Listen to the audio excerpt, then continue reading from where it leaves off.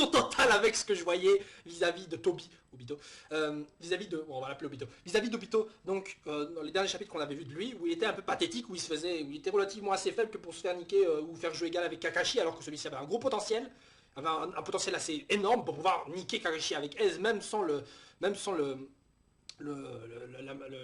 ninjutsu de son, le dojutsu de son Mangekyou Sharingan, et le Kamui, voilà, le Kamui, un nom un peu chiant à retenir, et je trouve que c'est bizarre.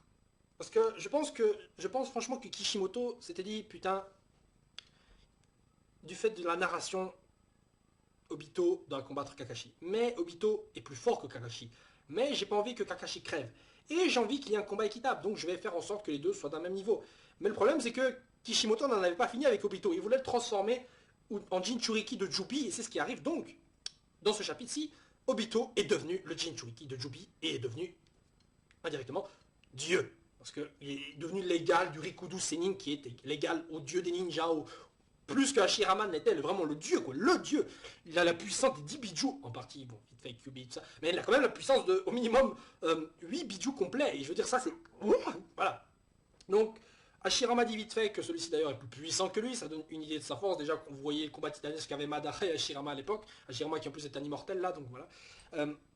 Et on a aussi appris, entre autres, que le sort qu'utilisait, la technique qu'utilisait donc Obito était la technique donc de scellement, enfin d'absorption, parce que c'est un scellage un peu bizarre, mais je vais le dire, je vais expliquer pourquoi, où il absorbait, donc il devenait le Jinchuriki de Jubi, il n'utilisait pas le Rin Tensei pour résister Madara. Mais encore une fois, c'est un peu bizarre, parce que dans le chapitre précédent, quand Madara était en train d'essayer de contrôler Obito, on voyait que Madara était en train de se régénérer, vous voyez les petits bouts de papier qui commencent à disparaître, tout ça. Alors on se disait, putain, mais ok, il est en train d'utiliser ça. Et on voit que finalement, non, il était en train de se sceller. Et en plus, Naruto dit que c'est pas les mêmes sauts, alors qu'on voyait clairement, par exemple, je sais pas moi, il y avait Pain, enfin Nagato avait ce signe-là quand il était en train d'utiliser le Rin-Tensei, puis après il a serré ses mains comme ça. Enfin bon, bref, c'est encore une fois, j'ai l'impression que l'histoire a été vite transformée ou a été changée en dernier moment. Enfin quoi, bon, bon.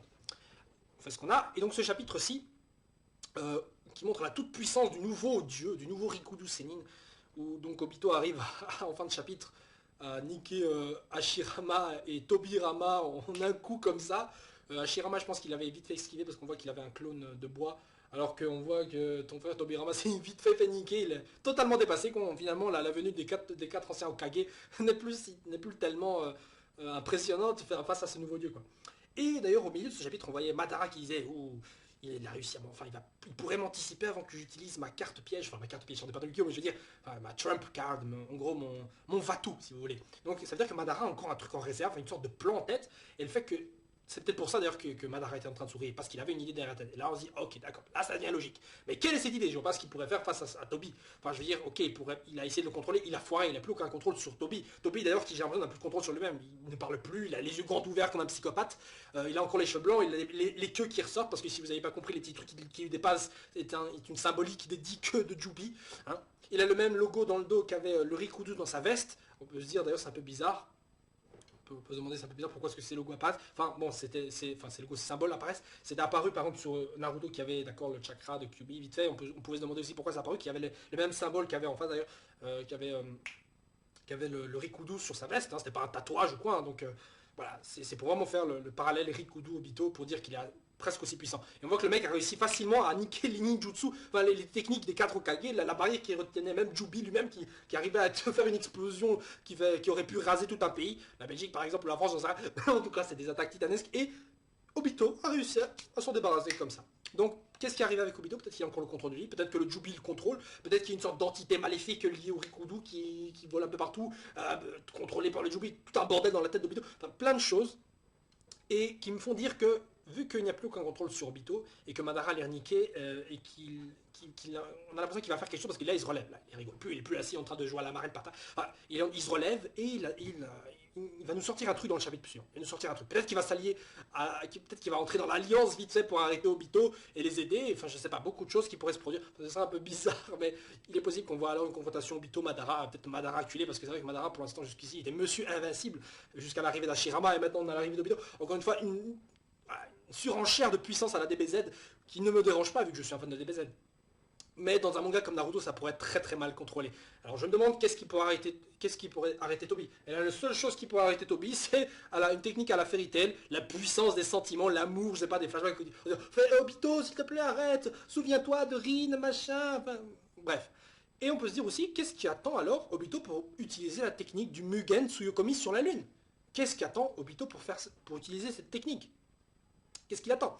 Peut-être qu'il se contrôle plus, ce sera alors logique, d'accord? Mais s'il se contrôle, qu'est-ce qu'il attend? Il est en train de niquer les Hokage comme ça sans raison. Je veux dire, ok, il est plus puissant, il n'a pas besoin de faire le malin non plus. En plus, c'est des zombies, je sais pas, il pourrait alors les sceller parce qu'ils vont revenir les zombies. Ou alors il a une technique tellement puissante, il est tellement fort avec son chakra qui peut tout annihiler, je ne sais pas. Enfin, plein de choses qui sont possibles et qui font que les prochains chapitres nous cachent encore beaucoup, nous réservent encore beaucoup de surprises. Et c'est tant mieux, c'est tant mieux. Bon, à part ça, ce chapitre, donc, à part le fait de montrer Obito dans sa toute puissance, ouais, encore un peu vite, quoi. Et j'aurais aimé voir vite fait Orochimaru et les autres arriver. Bon, je pense pas à ce stade-ci, de la puissance des méchants.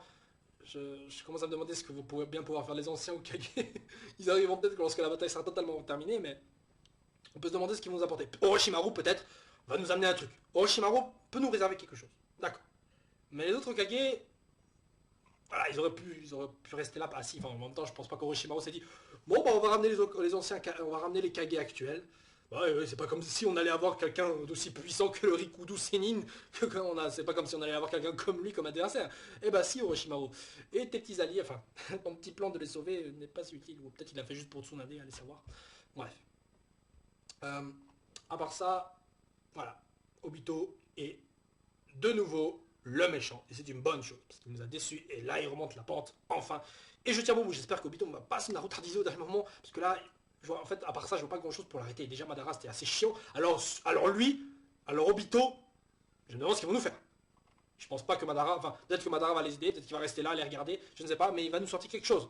Peut-être une nouvelle technique liée au Rikudo, allez savoir. Peut-être qu'il va nous dire que peut-être que les Uchiwa et les Senjun au final ne descendent pas du Rikudo, mais peut-être descendent du Jubi. Parce que le Jubi, il faut pas oublier qu'il y avait le Rinnegan et les symboles du Sharingan, et peut-être qu'en fait, ce n'est qu'après avoir scellé le Jubi en lui que le Rikudo Senin a pu donner naissance à des descendances. Peut-être que sa vraie descendance n'est autre que les Uzumaki, je ne sais pas. Plein de choses possibles, des théories, plein de choses que peuvent nous révéler Madara, qui sait, parce que ce mec en sait beaucoup. Il en sait énormément, il en sait déjà énormément sur les Rikudo, donc voilà, il peut nous apprendre encore beaucoup de choses. Peut-être qu'on va voir la véritable apparence de Rikudo, peut-être qu'on va voir qu'il ressemble à Sasuke avec les cheveux de Naruto, peut-être qu'il va ressembler à Naruto sans les traits de Kyuubi, là, je sais pas, beaucoup de choses possibles. Et sur ça, j'attends la semaine prochaine pour avoir plus d'infos et pour savoir ce que va faire Madara et surtout ce qu'on va faire l'Alliance, parce que là, à ce train-là, ils sont tous en train de regarder les Okage agir, l'Alliance pourrait vite faire rentrer chez eux et les laisser faire, parce que là, tout ce qu'ils font, c'est gêner. Hein. Je sais pas ce qu'ils pourraient faire d'autre contre ce monstre, parce que là, c'est vraiment un monstre. Il est plus fort qu'Hashirama. Hashirama, le mec arrive à refoutre Kyuubi dans son petit panier de chat. il est tellement puissant que les 4 Okage font pas, que les quatre anciens Okage font pas le figure. Donc j'attends le prochain chapitre pour plus d'infos et je retourne donc la semaine prochaine pour de nouveau voir ces méchants Obito et Madara revenir dans la selle parce qu'il était temps et je suis content que ça arrive. Sur ce, bah à la semaine prochaine et bye. Zou.